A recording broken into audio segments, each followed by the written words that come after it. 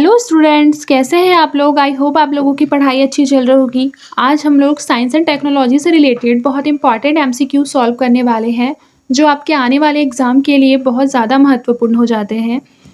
चाहे वो आप सीजीपीसीएस दे रहे हो, यूपीएससी दे रहे हो या यूपीपीसीएस दे रहे हो या किसी भी स्टेट के पीसीएस एग्जाम दे रहे हो, सभी के लिए ये क्वेश्चन बहुत ज़्यादा इंपॉर्टेंट है। तो चलिए शुरू करते हैं। पहला क्वेश्चन आपकी स्क्रीन पर दिखाई दे रहा होगा कि भारत के राष्ट्रीय क्वांटम मिशन के संदर्भ में निम्नलिखित कथनों पर विचार कीजिए। पहला स्टेटमेंट है कि इसका उद्देश्य विभिन्न क्यूबिट क्षमताओं वाले क्वांटम कंप्यूटर विकसित करना है। ये बात सही है। इसका उद्देश्य लंबी दूरी तक राष्ट्रीय क्वांटम संचार नेटवर्क स्थापित करना है। ये भी सही है। फिर है इसका क्रियान्वयन परमाणु ऊर्जा विभाग के द्वारा भारतीय अंतरिक्ष अनुसंधान संगठन के सहयोग से किया गया है। ये गलत है। याद रखिएगा कि जो राष्ट्रीय क्वांटम मिशन है उसका नेतृत्व जो है वो विज्ञान और प्रौद्योगिकी मंत्रालय के अंतर्गत विज्ञान और प्रौद्योगिकी विभाग के द्वारा किया जाता है। यानी कि अगर थर्ड को एलिमिनेट कर देते हैं तो हमारा करेक्ट आंसर हो जाएगा ऑप्शन नंबर ए। फिर देखिए डीप फेक तकनीक के बारे में एक क्वेश्चन है। लिखा हुआ है कि डीप फेक कृत्रिम मीडिया होते हैं जो वास्तविक छवियों वाले वीडियो ऑडियो को बदलने जनरेट करने के लिए कृत्रिम बुद्धिमत्ता का उपयोग करके बनाए जाते हैं। ये बात सही है। फिर है डीप फेक तकनीक का जो प्रयोग है वो दुर्भावनापूर्ण उद्देश्यों के लिए किया जाता है, जैसे गलत सूचना फैलाना, धोखाधड़ी करना। तो ऐसा नहीं है कि जो डीप फेक तकनीक है उसका यूज़ केवल नेगेटिव है, उसका यूज़ जो है वो पॉजिटिव वे में भी किया जाता है। ठीक है, तो ये जो हो जाएगा वो गलत हो जाएगा, क्योंकि देखिए हम लोगों को पता है कि जो डीप फेक तकनीक है उसका यूज़ किस किस फील्ड में किया जाता है। फिल्म डबिंग में किया जाता है, शैक्षिक सिमुलेशन में किया जाता है, हिस्टोरिकल रिक्रिएशन में किया जाता है, बहुत सारी चीज़ों में किया जाता है। ठीक है, तो ये स्टेटमेंट हमारा रॉन्ग हो जाएगा। तो ये दोनों स्टेटमेंट हमारे चले गए। फिर देखिए डीप फेक से निपटने के लिए सूचना प्रौद्योगिकी अधिनियम 2000 के तहत स्पष्ट रूप से कानून बनाया गया है। तो ये गलत है। डीप फेक तकनीक से रिलेटेड अभी कोई वास्तविक कानून जो स्पष्ट रूप से हो वो अभी लागू नहीं हुआ है, यानी इसका जो करेक्ट आंसर होगा ऑप्शन नंबर सी।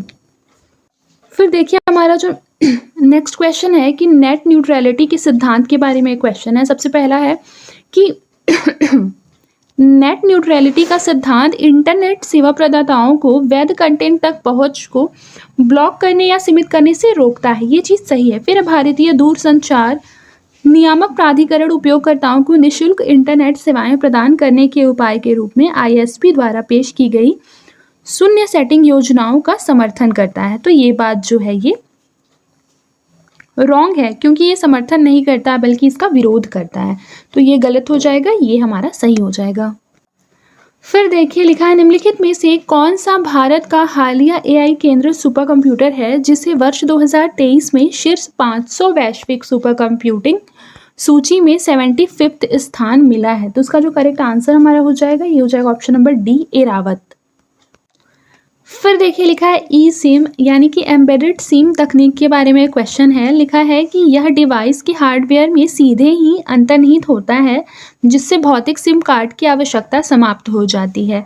तो ये बिल्कुल करेक्ट है। फिर देखिए लिखा है कि यह उपयोगकर्ताओं को सिम कार्ड बदले बिना दूर से ही मोबाइल नेटवर्क ऑपरेटर बदलने की सुविधा देता है। तो ई सिम कार्ड में ऐसा होता है। ठीक है, याद रखिएगा। फिर देखिए ई सिम तकनीक वाले उपकरण पारंपरिक भौतिक सिम कार्ड का एक साथ उपयोग नहीं कर सकते। तो ये बात गलत है, कर सकते हैं। तो यानी कि अगर थर्ड को एलिमिनेट करेंगे ऑप्शन नंबर सी हमारा करेक्ट आंसर आएगा। फिर देखिए भारत के चंद्रयान 3 मिशन के बारे में क्वेश्चन है। पहला स्टेटमेंट है कि चंद्रयान 3 चंद्रमा के दक्षिणी ध्रुव के पास सफलतापूर्वक उतरा, जिससे भारत यह उपलब्धि हासिल करने वाला पहला देश बन गया। बिल्कुल सही। फिर इस मिशन में चंद्रयान 2 के समान एक ऑर्बिटर, एक लैंडर और रोवर शामिल था। तो याद रखिएगा चंद्रयान 2 में मतलब जो चंद्रयान 3 था उसमें चंद्रयान 2 की भांति ऑर्बिटर नहीं लगाया गया था। ठीक है, ये चंद्रयान 3 में नहीं था, याद रखिएगा। यानी कि ऑप्शन नंबर ए इसका करेक्ट आंसर होगा। देखिए गोल्डीलॉक्स जोन जो है वो काफ़ी ज़्यादा इंपॉर्टेंट क्वेश्चन है। देखिए सबसे पहले याद रखिएगा कि गोल्डीलॉक्स जोन जो होता है वो किसी तारे के आसपास का वह क्षेत्र जहां तापमान का तरल जल के अस्तित्व के लिए उपयुक्त होता है, जो संभवतः जीवन को समर्थन देता है, वह गोल्डीलॉक्स जोन कहलाता है।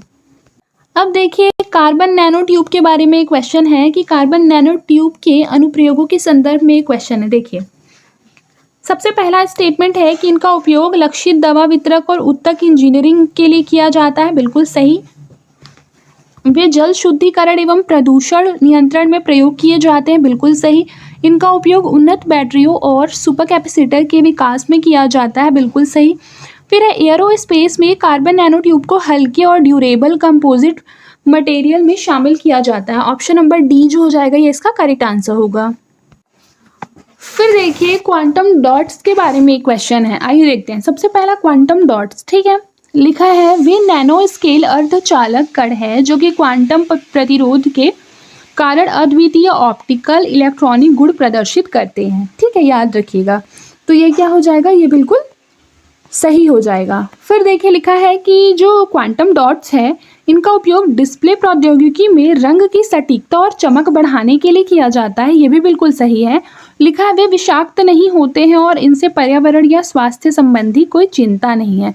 तो ऐसा नहीं है कि स्वास्थ्य संबंधी कोई चिंता नहीं हो सकती, क्योंकि देखिए किसी चीज़ का जब बेनिफिट होता है तो उसके लॉस भी होते हैं, प्रॉज होता है तो कॉन्स भी होते हैं, ठीक है। तो अगर कोई चीज़ हमें लाभ दे रही है तो उसका एक हानि वाला पॉइंट भी होता है, तो ये हमारा गलत हो जाएगा। और थर्ड का हम एलिमिनेट कर देते हैं ऑप्शन, जो कि बी, डी और सी में है, ठीक है। तो हमारा क्या आंसर आएगा, ऑप्शन नंबर ए। अब नेक्स्ट क्वेश्चन है भारत के आदित्य L1 के बारे में। भारत के आदित्य L1 मिशन के बारे में क्वेश्चन है, आइए देखते हैं। सबसे पहले लिखा है कि यह सूर्य के अध्ययन के लिए समर्पित भारत का पहला अंतरिक्ष आधारित मिशन है, ठीक है, याद रखिएगा। तो ये बिल्कुल सही हो जाता है। फिर देखिए लिखा है इसे बिना किसी ग्रहण या धुंधले प्रकाश के सूर्य का निरंतर निरीक्षण करने के लिए लैग्रेंज बिंदु L5 पर स्थापित किया जाता है। तो ये बात गलत है, ठीक है, याद रखिएगा इसको। क्यों गलत है, क्योंकि अंतरिक्ष यान मतलब जो लैग्रेंज पॉइंट है, ये वाला जो अंतरिक्ष यान है वो L1 पॉइंट पे है, याद रखिएगा, ठीक है। किस पर है, L1 पॉइंट पे, L1 पॉइंट पे, ठीक है। ये हमारा रॉन्ग हो गया, correct answer option number A. फिर देखिए नेविक के बारे में क्वेश्चन है, भारतीय नक्षत्र के साथ नेविगेशन के बारे में क्वेश्चन है, आइए देखते हैं। सबसे पहले लिखा हुआ है कि नेविक में 7 उपग्रह हैं जिनमें कि 3 भूस्थिर कक्षा में और 4 भू समकाली कक्षा में स्थित है। फिर है यह केवल भारत की सीमाओं के भीतर ही पोजिशनिंग सेवाएं प्रदान करता है। तो याद रखिएगा ये गलत है कि नेविक ना केवल भारत के भीतर बल्कि कुछ पड़ोसी देश जो है उनके लिए भी क्या करता है, पोजिशनिंग सेवाएं प्रदान करता है, यानी कि इसका करेक्ट आंसर हो जाएगा ऑप्शन नंबर ए। देखिए ये क्वेश्चन काफ़ी इंपॉर्टेंट है, 13 नंबर, कि लीगो इंडिया वेधशाला कहाँ स्थापित की जा रही है। तो याद रखिएगा लीगो इंडिया वेधशाला स्थापित की जा रही है हिंगोली महाराष्ट्र में, ऑप्शन नंबर बी।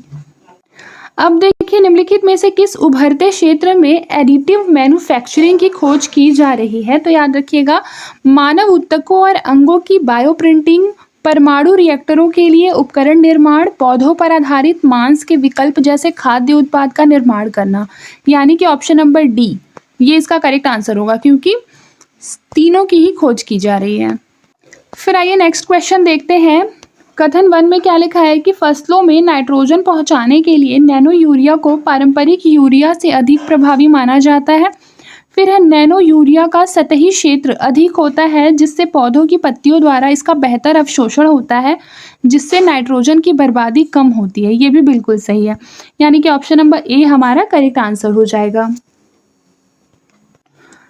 फिर देखिए हाल ही में समाचारों में रहा हैवी श्योर निम्नलिखित में से किससे संबंधित है। तो याद रखिए भारत का पहला स्वदेशी रूप से विकसित हेपेटाइटिस ए वैक्सीन, ठीक है, ऑप्शन नंबर ए।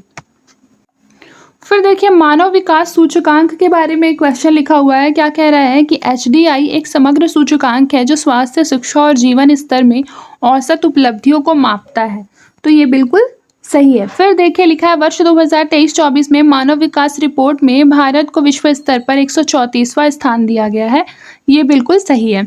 मानव विकास सूचकांक में 2023-24 में नॉर्वे पहले स्थान पर है।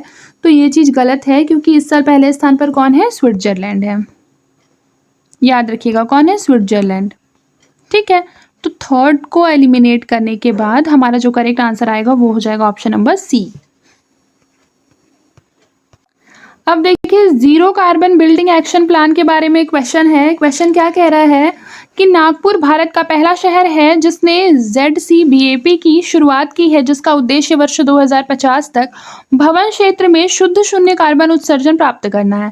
फिर है ZCBAP विशेष रूप से नवीन वाणिज्यिक भवनों पर ध्यान केंद्रित करता है। इसमें मौजूदा संरचनाओं या निजी आवासीय परिसंपत्तियों के लिए कोई प्रावधान नहीं है, तो ये चीज गलत है। इसमें निजी परिसंपत्ति भी शामिल है। ठीक है, याद रखिएगा इस चीज को। और इसमें जो लिखा है ना कि नवीन वाणिज्यिक भवनों पर ध्यान केंद्रित करता है, यह पूर्णतः गलत है, क्योंकि बेसिकली इसमें क्या करता है, पुनः नवीनीकरण करना, पुनः तैयार करना और नवीनीकरण जो ऊर्जा स्रोत है उसका यूज करके उसे वापस से तैयार करना, ये इसका मेन लक्ष्य है। ठीक है, तो ये हमारा सेकंड स्टेटमेंट रॉन्ग हो जाता है। फर्स्ट स्टेटमेंट हमारा क्या है, बिल्कुल करेक्ट हो जा रहा है। तो इस वजह से हमारा जो करेक्ट आंसर हो जाता है वो हो जाता है ऑप्शन नंबर ए। ठीक है, पीएम सूरज पोर्टल मुख्य रूप से समाज के किस वर्ग को लाभ पहुंचाने के लिए बनाया गया है, तो उसका जो करेक्ट आंसर हो जाएगा ये हो जाएगा समाज के कमजोर और वंचित वर्गों के लिए।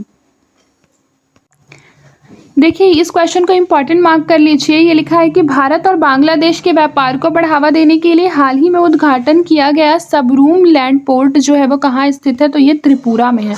Option number C, Tripura.